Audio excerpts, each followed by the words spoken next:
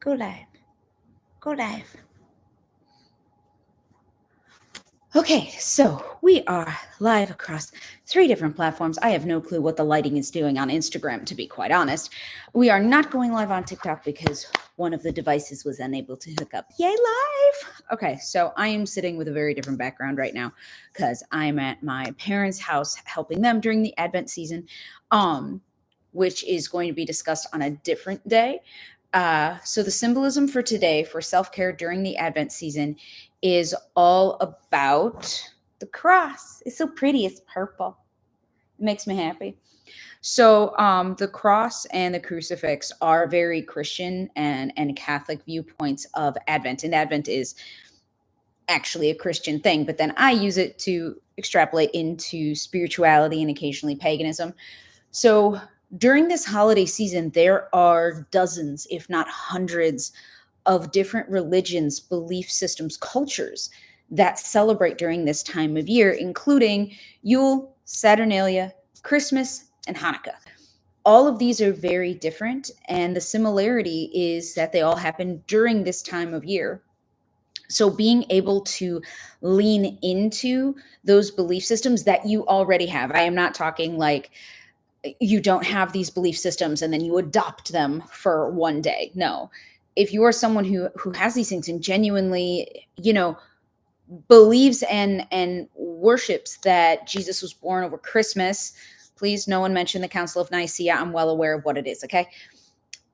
That is awesome for you. So during the Advent season, one of the ways to do self-care is to lean on these organized systems that actually enrich your life and are full of their own symbolism that helps you to navigate what you should be doing during this time of year, what your priorities may be based on the belief systems that you hold, based on the organizations that you are a part of, including Christianity, if that is where you choose to worship.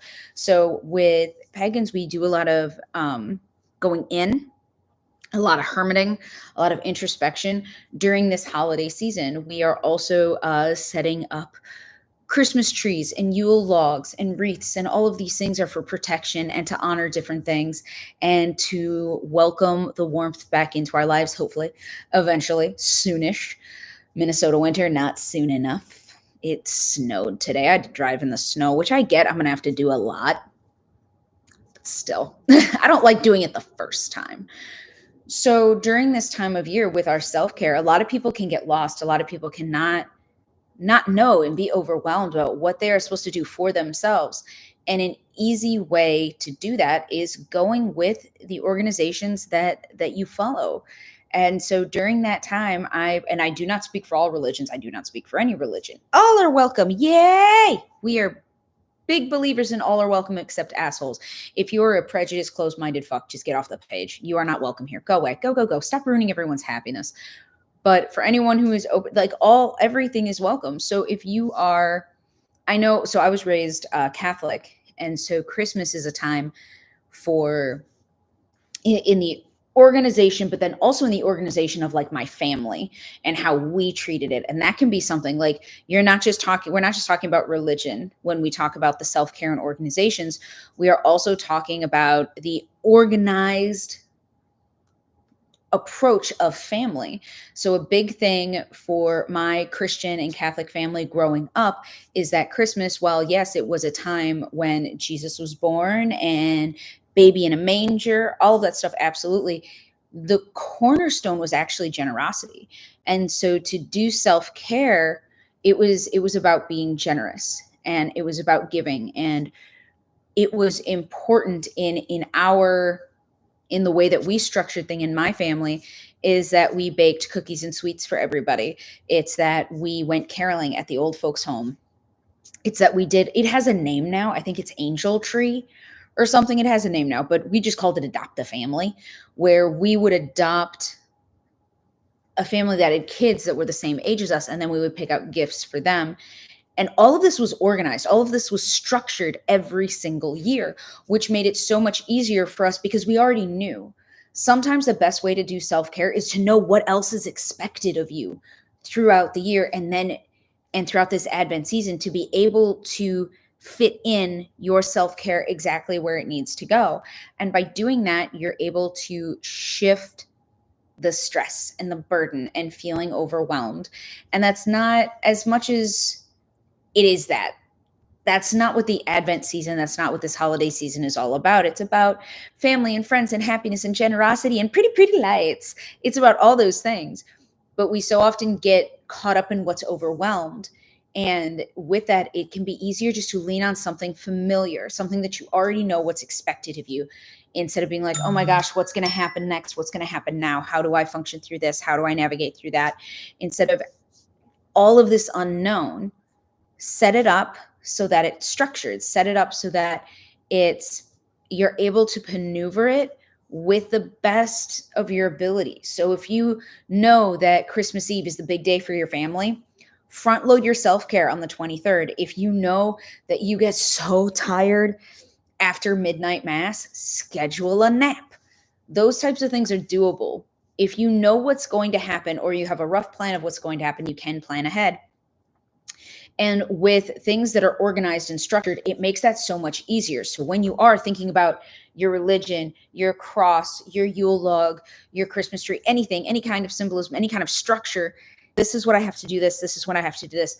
And you'll be able to see where you're missing self-care. So you're like, oh my God, that's really stressful. For people who set up a lot of lights, like my family, a lot of lights, a lot of decorations, a lot of, because we are an over-the-top people. Yes, let me be clear. Me and my mom are over-the-top people. And knowing that, we always make sure that we're doing like really low-key stuff around the time that we are decorating, because it does take a lot out of us to decorate to the over-the-top extent that we do. Yes, yes. And in case anyone's wondering what over the top is, I do not have a large house. I now have 2 Christmas trees. Oh, three. I have 3. I have 3 Christmas trees. I have an itty bitty bitty one. That is Charlie the Brown. I have my big one that goes in the corner upstairs. And then I recently purchased another smaller one because I wanted 3. My goal for my self-care, to make myself happy during the holiday season, is to have 7 Christmas trees in my house, and to own a house that could have 7 Christmas trees easily. That would make me happy. I love this time of year. This time of year is magical. This time of year is amazing for people who are like Grinches. I'm like, come with me. I will teach you. I actually had that conversation yesterday with my friend who lives in New York. And I was like, I want to go to Bryant Park. I want to go to the Union Holiday Market. I want to see Fifth Avenue, like all done up. I want to do all those things. And he said, oh yeah, I'll take you. I'll be your tour guide. And I'm like, no, I will stab you with a candy cane, because he will give the real tour, not the magical tour. He'd be like, and here is where the homeless people sleep. And here is where you can smell urine. He would be that person. And so no, he is not going to come with and ruin my holiday magic. And holiday magic isn't about lying or saying, oh my God, no, nothing's bad this time of year. It's not about rose-colored glasses. It's not about delusions. It's not about lying to yourself. It's just about having fun and being honest. And yeah, shit things can happen, but that's not going to change the fact that the hot chocolate tastes awesome. So being aware that negative things can happen during this time of year, a form of self-care is to focus on the positive. Yesterday, we did Violet the Piggy Bank, and that was all about accumulating positives during this time of year, whether big or small. And so as you're going through things, there's no need to look at everything as a negative. Even though the subway smells like piss, no one needs to bring it up. During the holiday season, you can just be aware that the subway smells like piss and then still sing a Christmas carol in somebody's face, preferably my friend's face. I would pay for someone to do that. I would pay for someone to sing a Christmas carol in his face. That would make me happy. But so this time of year is stressful. It doesn't need to be stressful. And if structure is the way to go, and quite frankly, for most people, a go with the flow, let's see what happens, is not realistic, because as much as we go with the flow, then we forget about self-care. So make sure that it's structured. And if structure means leaning on the cornerstones of religion, of belief systems, absolutely. There's no wrong way to do self-care. Except for hurting yourself or others. That's obviously a solid no. But other than that, there's no wrong way to do self-care, and self-care can be done through your religion, through your belief systems, and through structure. It it a lot of times isn't, because people have this unrealistic expectation that they'll just know. And then they'll stop and they'll be able to take care of them. You won't stop. You won't stop. You'll ignore it like you always have. You will ignore it like you did for the past decade until you became so close to burnout that you developed a twitch. Absolutely, that's what will happen. So stop lying to yourself. Be very honest with yourself about your self care during this holiday season, being aware of what it can be, what it can't be, and setting expectations for yourself and structure and scheduling. It does not need to be on the fly. It does not, it shouldn't. Have it be structured. It's so much better structured. And that's not to say things will come up spontaneously. Absolutely, they will. Of course, they will. Life isn't perfect, God forbid. But it doesn't have to be as chaotic as what you're making it. Stop making your self care harder than it has to be. Stop making your self care into an impossible feat that you have to overcome. Start incorporating it into your life as if it is something that is meant to, because it is, help you.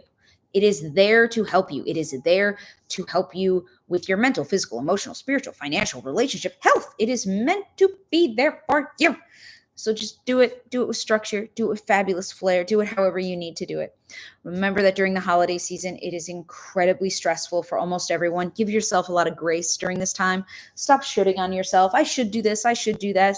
No, you should not be a serial killer. That's the bar. All right. Don't be a serial killer. That is the goal for this season. The other thing to remember is that this is not something that you need to do alone. If you are having a hard time with your self-care, if you are not figuring it out, if this is becoming overwhelming and you know you need structure, the link is in the bio. Schedule a session. We will work it out. We will get you on point by Christmas. Go forth, be the hero of your own story, and I will see you all tomorrow for whatever ornament that is. Today was the cross. I'm kind of happy with the structure of the cross. It makes me happy.